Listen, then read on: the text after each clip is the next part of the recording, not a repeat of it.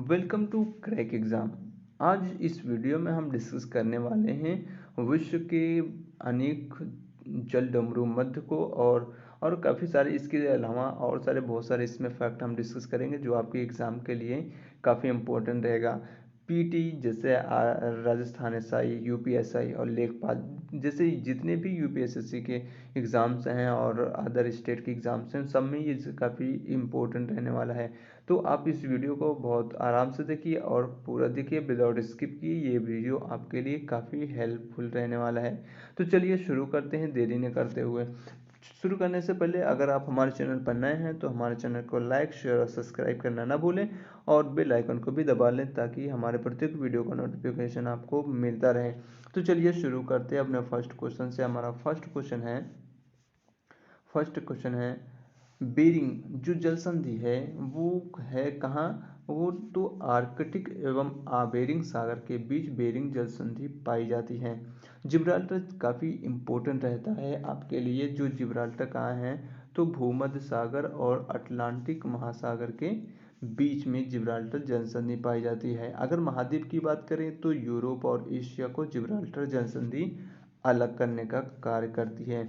Dover की बात करें तो डोवर उत्तरी सागर एवं अटलांटिक सागर को अलग करने का कार्य करती है। इसके अलावा अगर ये अलग करने का कार्य करती है और इसके अलावा अगर इसकी हम बात करें कि किसको किसको ये जोड़ती है तो इसके आपको पता होना चाहिए कि ये यूरोप और अफ्रीका को जोड़ती है। ये आपको पता होना चाहिए। ये इसको अलग करती है, इन महाद्वीपों को अलग करती है या अलग का सिस्टम है। इसके अलावा ये किस सागर से संबंधित है उसके बारे में बताया गया है। तो अब इस क्वेश्चन का ये ऑप्शन सही है। तो चलिए नेक्स्ट नेक्स्ट पे चलते हैं। अगर हम मलक्का की बात करें तो मलक्का जो है वो कहाँ है। मलक्का जावा और सुमात्रा के जावा और मलाया के पास पाई जाती है, जो जावा सागर और बंगाल की खाड़ी को एक दूसरे से जोड़ती है। इसके अलावा मलाया और सुमात्रा को अलग करने का कार्य करती है। अगला का बात करें तो जो अगला फ्लोरिडा है, फ्लोरिडा की बात करें, फ्लोरिडा मैक्सिको की खाड़ी और किसके बीच पाई जाती है तो मैक्सिको की खाड़ी और अटलांटिक महासागर के बीच पाई जाती है। और ये फ्लोरिडा और वेस्ट इंडीज़ को अलग करने का कार्य करती है।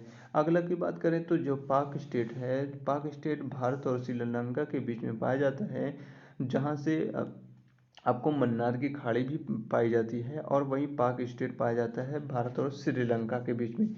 ये काफ़ी इम्पोर्टेंट रहते हैं। ये जितने भी जल डमरू मध्य हैं ये आपके एग्ज़ाम को काफ़ी आसान बनाने में आपकी हेल्प करते हैं और ये काफ़ी टफ भी होते हैं जिसमें ज़्यादातर बच्चे इसका आंसर गलत करके आते हैं।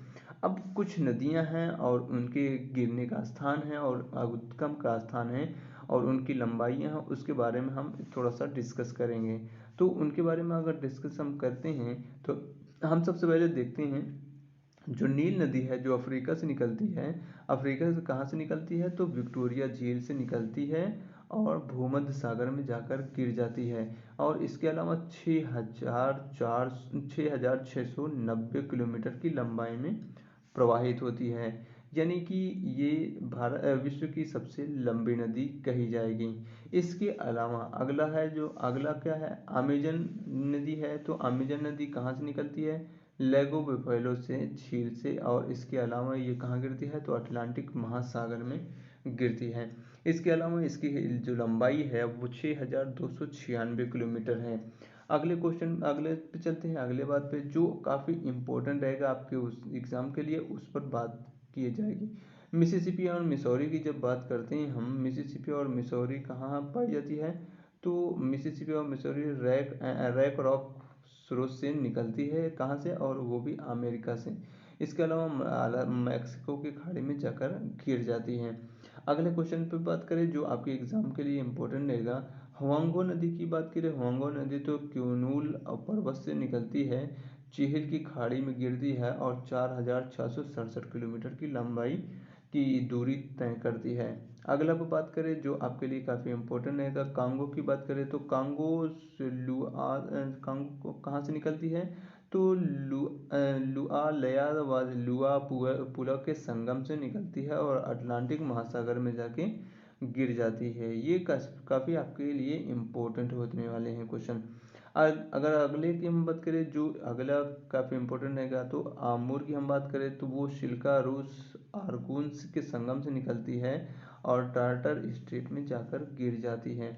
तो ये था इसका आंसर। आगे चलते हैं, जो मैकेंजी है, मैकेंजी कहाँ से निकलती है, तो फिनलैंड द्वीप के मुहाने से निकलती है और ब्यूफोर्ट सागर में जाकर गिर जाती है। अब आपके लिए काफ़ी इम्पोर्टेंट होने वाला है, जिसे हम मेकांग नदी कहते हैं, मेकांग गंगा सहयोग भी चलता है।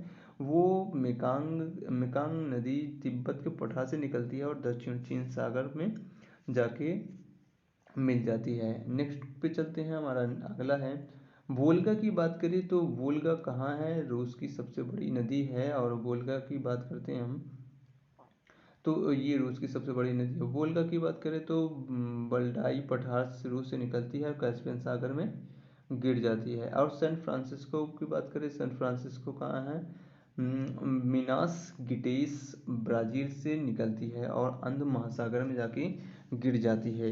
ये काफ़ी इम्पोर्टेंट रहते हैं आपके एग्ज़ाम के लिए, जो आपके एग्ज़ाम के लिए वो उसी को कराया जाता है। सेंट लॉरेंस की बात है तो ओंटारियो झील से निकलती है और सेंट लॉरेंस की खाड़ी में गिर जाती है। इसके अलावा भारत की ब्रह्मपुत्र की बात करें तो ब्रह्मपुत्र कहाँ से निकलती है, तो तिब्बत के मानसरोवर झील से निकलती है और जाके बंगाल की खाड़ी में गिर जाती है। तो ब्रह्मपुत्र की बात करें तो मानसरोवर झील से निकलती है और बंगाल की खाड़ी में जाकर गिर जाती है। अगला जो मोस्ट इम्पोर्टेंट क्वेश्चन है वो सिंधु नदी की बात है। सिंधु नदी मानसरोवर झील के पास से राकास्ताल से निकलती है और अरब सागर में गिरती है। इसके अलावा आप डेन्यूब की बात करें तो डेन्यूब ब्लैक फॉरेस्ट जर्मनी से निकलती है और काला सागर में जाकर गिर जाती है। इसके अलावा हम मर्रे और डार्लिंग की बात करते हैं, तो जो डार्लिंग है वो ऑस्ट्रेलिया से निकलती है और कहाँ, मर्रे नदी में जाकर गिर जाती है। जो मर्रे है वो ऑस्ट्रेलियन आल्प्स से निकलती है और हिंद महासागर में जाकर गिर जाती है। तो ये था, इस तरीके से ये काफ़ी इम्पोर्टेंट। इसी तरीके से अगर हम पराना और पराग्वे की बात करें, तो जो पराग्वे है वो पराग्वे नदी निकलती है कहाँ, मांटो ग्रोस ब्राज़ील से निकलती है। ये कहाँ गिरती है, तो पेराना नदी में गिरती है।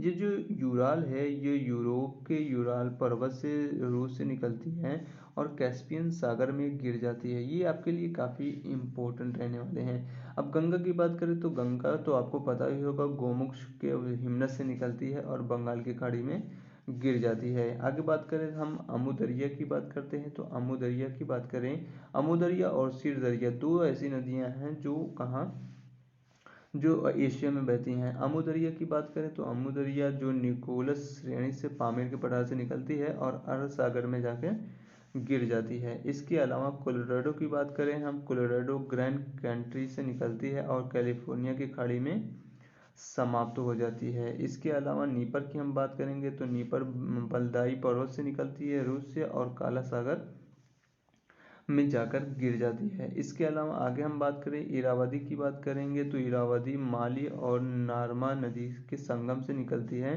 बंगाल की खाड़ी में आकर गिर जाती है। नेक्स्ट पे चलते हैं, नेक्स्ट है हमारा ओरिनोको की बात, ऑरेंज नदी की बात करें, इरावदी की बात करते हैं हम। पहले इरावदी की हम बात कर लेते हैं। इरावदी नदी कहाँ से निकलती है, तो ये माली और नामी और नदी के संगम से निकलती है और बंगाल की खाड़ी में गिरती है। ऑरेंज नदी की बात करें तो लिसोथो से निकलती है और अटलांटिक महासागर में गिरती है। ओरिनोको की बात करें तो ओरिनोको सियरा पारिमा पर्वत से निकलती है और अटलांटिक महासागर में गिर जाती है। कोलंबिया की बात करें तो जो कोलंबिया नदी है वो कोलंबिया झील कनाडा से निकलती है और प्रशांत महासागर में जाकर मिल जाती है। इसके अलावा हम डॉन की बात करें तो डॉन किस नदी किस से निकलती है, तो डॉन कहाँ से निकलती है, तो डॉन टूला रूस से निकलती है और अजोब सागर में जाकर गिर जाती है। अब अंतिम में अगर हम बात करें तो जो टिग्रिस नदी है, टिग्रिस जो है वो टारस पर्वत तुर्की में है और शत अल अरब के क्षेत्र में जाकर ये विलुप्त हो जाती है। तो इस तरीके से आपने देखा कुछ नदियाँ और उनके क्षेत्र वो कहाँ रहते हैं, और कुछ झीलें और पर्वत पठार, इन सब के बारे में हमने चर्चा की। इसके अलावा हमको हमने विश्व के प्रमुख जल डमरूमत यानी विश्व के प्रमुख जो चैनल हैं उसके बारे में बात की, और ये काफ़ी एक इम्पोर्टेंट है आपके एग्ज़ाम के लिए। तो चलिए दोस्तों, अगले वीडियो में फिर हम आपके साथ कुछ नए मस्ती के साथ लेकर आएंगे जो आपके लिए काफ़ी इम्पोर्टेंट रहेगा। तो चलिए, जब तक के लिए नमस्कार।